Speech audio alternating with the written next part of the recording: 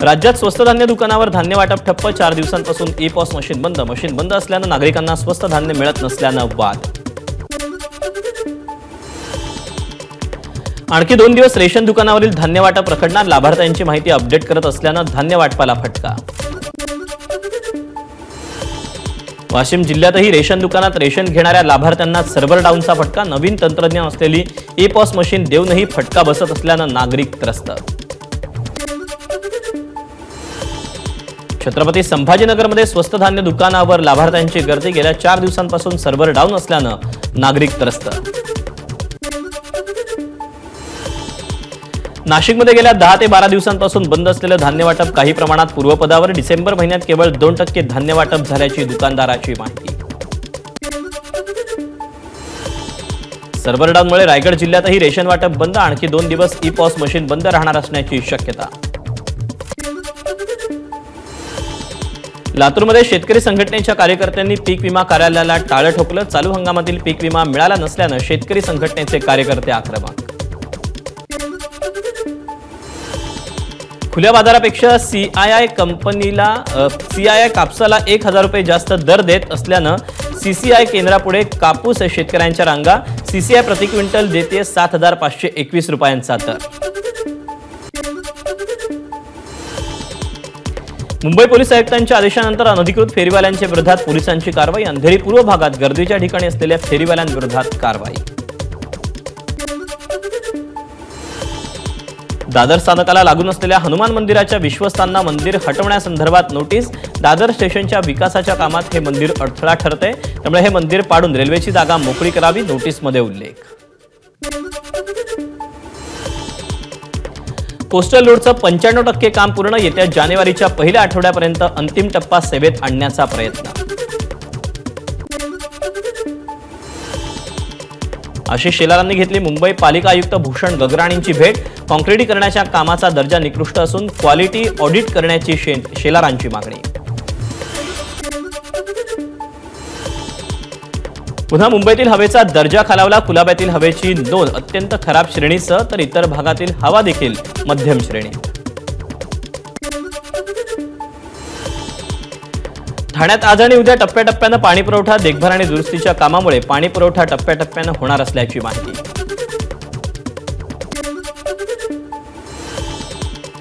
अपघातात जखमी झालेल्यांसाठी कॅशलेस उपचार योजना लवकरच सुरू होणार. या योजनेमुळे रस्ते अपघातात जखमी झालेल्यांना 1.5 लाख रुपयांपर्यंतचे उपचार कॅशलेस पद्धतीने मिळू शकतील. लोकसभेत केंद्रीय मंत्री नितीन गडकरींची घोषणा. बेस्ट बस अपघाताच्या निषेधार्थ भीम आर्मीचं कुर्ला आगारात आंदोलन. चालकासोबतच बेस्ट व्यवस्थापक, ठेकेदार, बीएमसी अधिकारी यांच्यावरही गुन्हा दाखल करण्याची आंदोलकांची मागणी. बेस्टच्या भाडेतत्वावरील ड्रायव्हरची होणार सरप्राईज टेस्ट. महाव्यवस्थापकांचे कंत्राटदारांना निर्देश. कोणत्याही ठिकाणी बस थांबून ही टेस्ट करण्यात येईल, यासाठी अधिकाऱ्यांची टीम तैनात. नाशिकच्या सिटीलिंक बस चालकांना वाहतूक क्षेत्रातील तज्ज्ञांकडून प्रशिक्षण. वाढत्या बस दुर्घटनेनंतर नाशिक सिटीलिंक प्रशासन अलर्ट मोडवर.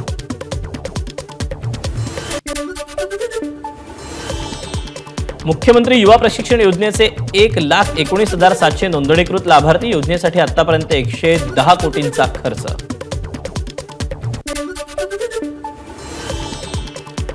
नवाब मलिकांविरोधात प्रकरणाचा तपास 4 आठवड्यात पूर्ण करू. मुंबई पोलिसांची हायकोर्टात हमी. अॅट्रॉसिटी गुन्ह्यात कारवाई का नाही, समीर वानखेडेंचा याचिकेद्वारे सवाल. अरुण गवळींचा फर्लो अर्ज नाकारल्याचं कारण 7 दिवसात स्पष्ट करा. हायकोर्टाचे राज्य सरकारला निर्देश. हायकोर्टाकडून जेल प्रशासन आणि राज्याच्या गृह विभागाच्या डीआयजींना नोटीस जारी. भारतीय रिझर्व्ह बँक उडवून देण्याच्या धमकीनं खळबळ. रिझर्व्ह बँकेच्या अधिकृत संकेतस्थळावर रशियन भाषेत धमकीचा मेल.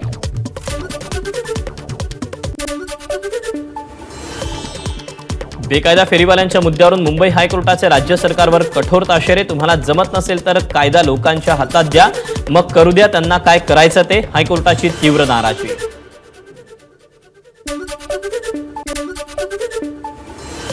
वसई विरार पालिका परिसरात घनकचरा व्यवस्थापनाबाबत वारंवार तक्रार देऊनही दुर्लक्ष होत असल्याचा मनसेचा आरोप. तक्रारीकडे दुर्लक्ष केल्यामुळे संतप्त मनसे कार्यकर्त्यांनी उचलून आणली घनकचरा व्यवस्थापन अधिकाऱ्यांची खुर्ची. नाशिकमध्ये ईव्हीएम विरोधात मोर्चा, मनसेसह महाविकास आघाडीच्या पराभूत उमेदवारांचा मोर्चात सहभाग, ईव्हीएमची अंतयात्रा काढून राज्यभर तीव्र आंदोलनाचा इशारा. मालेगाव आर्थिक गैरव्यवहार प्रकरणाशी आमचा संबंध नाही. 21 बँकेतून आमच्या बँकेतील 14 खात्यांमध्ये ऑनलाईन पैसे जमा झाल्यानंतर आम्हीच पहिली तक्रार केली. नामको बँकेच्या संचालक मंडळाचा खुलासा. बोरीवलीला बांगलादेश होऊ देणार नाही. भाजप आमदार संजय उपाध्याय यांचं वक्तव्य. बांगलादेशी नागरिकांविरोधात उपाध्याय आक्रमक. पालिका आणि पोलीस अधिकाऱ्यांसोबतही घेतली बैठक.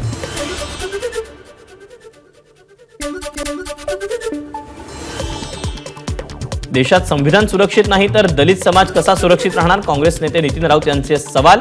प्रत्येक वेळी पुतळ्याचा अपमान करणारे माथेफिरू कसे काय निघतात? राऊतांचं वक्तव्य. जळगावच्या 40गावमध्ये तहसील कार्यालयासमोर राष्ट्रीय करणी सेनेचं निदर्शन.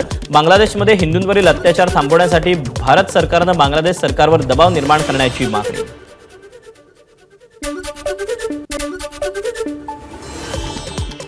जळगावात आधार केंद्र चालकांची जिल्हाधिकारी कार्यालयात निदर्शनं. बंद करा, बंद करा, खासगीकरण बंद कराच्या घोषणेनं परिसर दणाणला.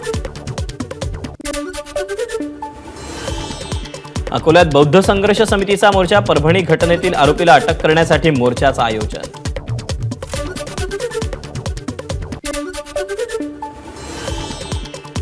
बांगलादेशातील हिंदूंवर होणाऱ्या अत्याचाराविरोधात नागपूरमध्ये नरखेडमध्ये सकल हिंदू समाजाचा मोर्चा. नरखेड बंदची हाक.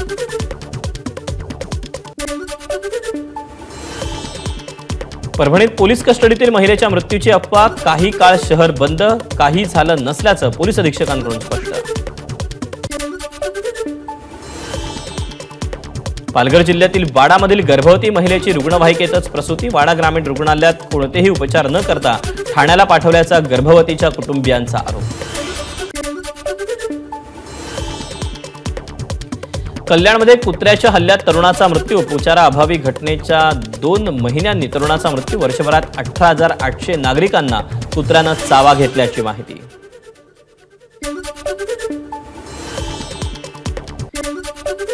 मासेमारी करताना जखमी झालेल्या मच्छीमाराला भारतीय तटरक्षक दलाची मदत. वेळेत उपचार मिळाल्यानं मच्छीमारांचा जीव वाचला. घटनेचा व्हिडिओ समोर.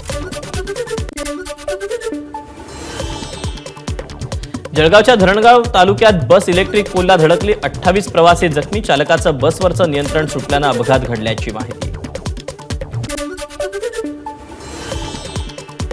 लातूरमध्ये सिक्युरिटी सुपरवायझरची डॉक्टरकडून हत्या. सुपरवायझरची हत्या केल्यानंतर हृदयविकाराचा झटका आल्याचा डॉक्टरनं बनाव रचला.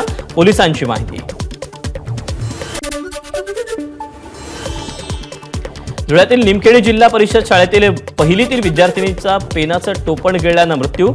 टोपण श्वसन नलिकेत अडकल्यानं अर्चना खैरनार या चिमुकलीचा मृत्यू झाल्याची माहिती.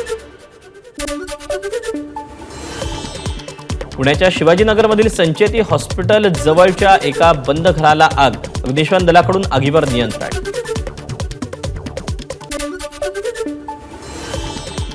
पालघर शहरात पिसाळलेल्या घोड्यानं 7 जणांना चावा घेतला. घोड्यानं केलेल्या जीवघेण्या हल्ल्यात 16 ते 64 वयातील 7 जण जखमी. भिवंडी जवळच्या जानवळ ग्रामपंचायत हद्दीत बिबट्याचा वावर.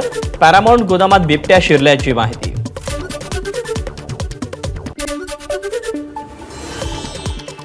भिवंडीत बनावट फेविकॉल आणि फेविक्विक बनवणाऱ्या गोदामावर छापा. 2.25 लाखांचा मुद्देमाल जप्त. मालकावर नारपोली पोलीस ठाण्यात गुन्हा दाखल. एबीपी माझा, उघडा डोळे बघा नीट.